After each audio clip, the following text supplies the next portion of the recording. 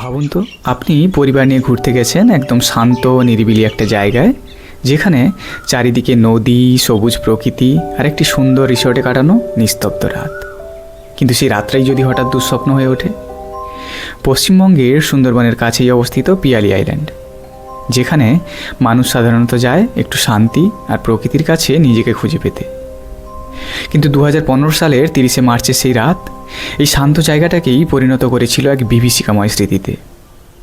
গভীর রাত, চারিদিকে নিস্তব্ধতা, সবাই যখন নিশ্চিন্তে ঘুমিয়ে, হঠাৎই রিসর্টের দরজায় অদ্ভুত শব্দ। আর তারপর শুরু হয় এক ভয়ঙ্কর ঘটনা, যা সেই রাতে রিসর্টে উপস্থিত মানুষদের জীবনে চিরদিনের মতো আতঙ্কের ছাপ রেখে যায়। সেই ঘটনার পর থেকেই রিসর্টটি আর আগের মতো স্বাভাবিক হয়ে ওঠেনি। সময়ের সঙ্গে সঙ্গে সেটি পরিত্যক্ত, ভাঙাচোরা এক নিঃশব্দ স্থানে পরিণত হয়েছে। তো চলুন, আজকের এই ভিডিওতে পিয়ালি আইল্যান্ডের শান্ত স্নিগ্ধ প্রকৃতির মাঝে দাঁড়িয়ে শুনবো সেই রাতের হাড় হিম করা সত্য ঘটনা। তো ভিডিওটা শেষ পর্যন্ত দেখুন, কারণ এই গল্পটা শুধু একটা ঘটনা নয়, এটা একটা অভিজ্ঞতাও।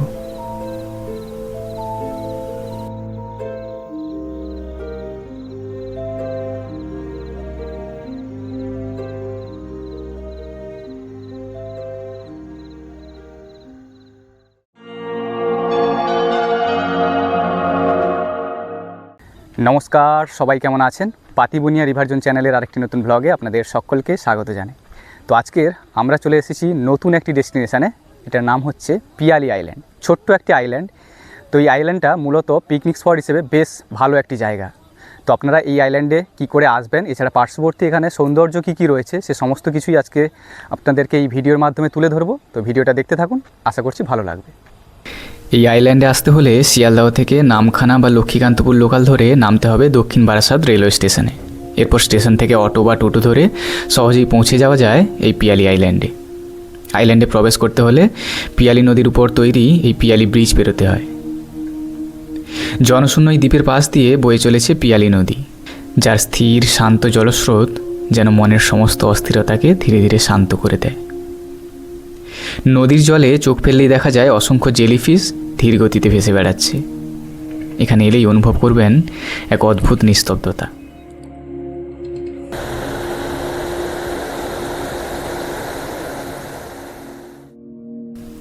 শীতকালে এখানে বহু মানুষ পিকনিক করতে আসে। এখন গরম পড়লেও তবু চোখে পড়লো বেশ কিছু মানুষকে পিকনিক করতে। এখন আমরা চলে এসেছি আইল্যান্ডের একেবারে শেষ প্রান্তে, আর এখানে রয়েছে একটি পরিত্যক্ত ভাঙাচোরা জেটিঘাট। সম্ভবত কোন এক সময় এখান থেকে ফেরি চলাচল করত, যা এখন সম্পূর্ণ বন্ধ। চলুন আপনাদেরকে এই আইল্যান্ডের বাকি অংশটুকু ঘুরে দেখাই, আর কীরকম কী সুন্দর জায়গা রয়েছে। মেনলি এই জায়গাটায় এই যে পিয়ালি নদী রয়েছে, এই পিয়ালি নদীটার জন্যই কিন্তু এই জায়গাটা সবথেকে বেশি ভালো লাগছে। এতক্ষণ আমরা যেদিকে গিয়েছিলাম এখন তার ঠিক বিপরীত দিকে যাচ্ছি।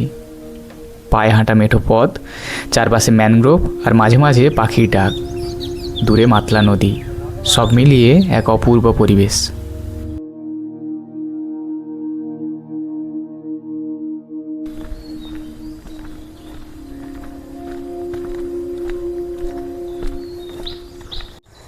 তো এই এরিয়ার চারপাশে কাঁটা তারের বেড়া থাকলেও এদিকটা দেখুন বেড়া নেই, বেড়াগুলো ভেঙে গেছে কাঁটা তারের বেড়া। তবে এই নদীর সাইড ধরে কিন্তু আপনারা হেঁটে যেতে পারবেন সামনের দিকে। আর এই জায়গাগুলো বেশ নিরিবিলি, চারিদিকে যে ম্যানগ্রোভের যে ম্যানগ্রোভের জঙ্গল রয়েছে। তো আপনারা এর মধ্যে দিয়ে কিন্তু এই রাস্তা ধরে বেশ কিছুটা সামনে আপনারা কিন্তু হেঁটে যেতে পারবেন। আর বেশ নিরিবিলি একটা জায়গা। আর এখন আমরা দাঁড়িয়ে রয়েছি সেই রিসর্টের গেটের সামনে, যার কথা আমি আপনাদের ভিডিও শুরুতেই বলেছিলাম।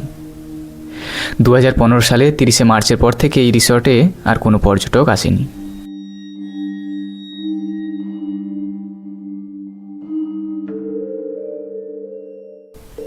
একসময় এই রিসর্ট যে কতটা সুন্দরভাবে সাজানো ছিল, তাই গেটের সামনে থাকা বাগানবিলাস গাছটি দেখলেই বোঝা যায়। এখন অযত্নে বেড়ে উঠলেও ফুলে ভরে সেটি এখনও দৃষ্টিনন্দন। চলুন এবার এগিয়ে যাওয়া যাক রিসর্টের দিকে। গেট থেকে মাত্র 2 মিনিট হাঁটলেই পৌঁছে যাওয়া যায় রিসর্টে।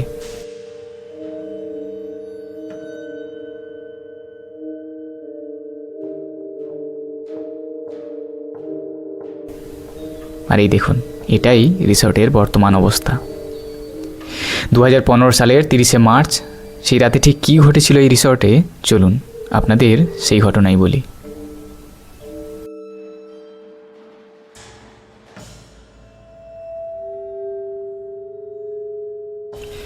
কলকাতার কয়েকটি পরিবার তখন ঘুমিয়ে আছে পিয়ালি আইল্যান্ডের এই নিরিবিলি ট্যুরিস্ট লজে। সারাদিনের ঘোরাঘুরির ক্লান্তি নিয়ে সবাই নিশ্চিন্তে বিশ্রাম নিচ্ছিল, কিন্তু তারা জানতো না সেই রাতটাই তাদের জীবনের সবচেয়ে ভয়ঙ্কর অভিজ্ঞতা হতে চলেছে। রাত প্রায় 1:45, হঠাৎ দরজায় টোকা। দরজা খুলতেই সব কিছু বদলে গেল। মুখে কাপড় বাঁধা কয়েকজন দুষ্কৃতী জোর করে ঘরের ভেতর ঢুকে পড়ল। মুহূর্তের মধ্যে বন্দুক তাক করে সবাইকে চুপ করিয়ে দিল। শুরু হলো তাণ্ডব, মারধর, চিৎকার আর আতঙ্ক। নগদ টাকা, গয়না, কার্ড যা পাচ্ছে সব লুটে নিচ্ছে তারা। তারপর তারা পাশের ঘরে ঢুকে পড়ল। সেখানে ছিলেন সুদীপ্ত বসু ঠাকুর নামে একজন ব্যক্তি, যিনি তার পরিবারের সঙ্গে এই আইল্যান্ডে বেড়াতে এসেছিলেন। পরিবারের সামনে এই অত্যাচার সহ্য করতে না পেরে তিনি সাহস করে এক দুষ্কৃতীর উপর ঝাঁপিয়ে পড়লেন, কিন্তু সেই সাহসের মূল্য দিতে হলো রক্ত দিয়ে। হঠাৎই গুলির শব্দ। একবার নয়, দুবার নয়, 3-3বার গুলি চালালো দুষ্কৃতীরা। ঘর ভরে গেল চিৎকার আর আতঙ্কে। একটি গুলি এসে লাগে সুদীপ্তর কাঁধে। তিনি মাটিতে লুটিয়ে পড়েন। চারিদিকে শুধু আতঙ্ক, কান্না আর অসহায়তা। তার স্ত্রী সাহায্যের জন্য চিৎকার করেছিলেন ঠিকই, কিন্তু কেউই আসেনি। নিচে দাঁড়িয়েছিল আরও একজন ব্যক্তি, মুখ ঢাকা অবস্থায়, উপর থেকে ফেলে দেওয়া লুটের মাল নিচ্ছিল। প্রায় 20 মিনিট ধরে চলল এই ভয়ঙ্কর দুঃস্বপ্ন। তারপর যেমন হঠাৎ করে তারা এসেছিল, তেমনই অন্ধকারে মিলিয়ে গেল। পরে পুলিশ আসে, আহত সুদীপ্তকে হাসপাতাল নিয়ে যাওয়া হয়। তিনি বেঁচে যান ঠিকই, কিন্তু সেই রাতের আতঙ্ক, সেটা কি কখনো মুছে যায়? পরে সমস্ত দুষ্কৃতীরাই পুলিশের হাতে ধরা পড়েছিল এবং জানা যায় তারা সবাই ছিল স্থানীয় এলাকারই বাসিন্দা। এই ঘটনাটা আমাদের একটা কথা মনে করিয়ে দেয়। শান্ত, সুন্দর, নির্জন জায়গা যেমন সুন্দরবন, সেগুলো কখনো কখনো লুকিয়ে রাখতে পারে অন্ধকার আর বিপদ। তাই ভ্রমণে গেলে শুধু সৌন্দর্য উপভোগ নয়, সতর্ক থাকাও সমান জরুরি। কারণ অন্ধকার কখন কোথায় লুকিয়ে আছে সেটা আমরা কেউই জানি না। তো বন্ধুরা, আজকের ভিডিও এই পর্যন্ত। আপনাদের সাথে আবারও কথা হবে পরবর্তী নতুন কোনো ব্লগ ভিডিওতে। ভিডিওটি কেমন লাগলো অবশ্যই কমেন্টে জানাবেন। যদি ভালো লেগে থাকে তাহলে চ্যানেলটিকে সাবস্ক্রাইব করে পাশে থাকবেন। দেখা হচ্ছে পরবর্তী আরেকটি নতুন কোনো ব্লগ ভিডিওতে। ততক্ষণের জন্য সবাই সুস্থ থাকুন। শুভরাত্রি।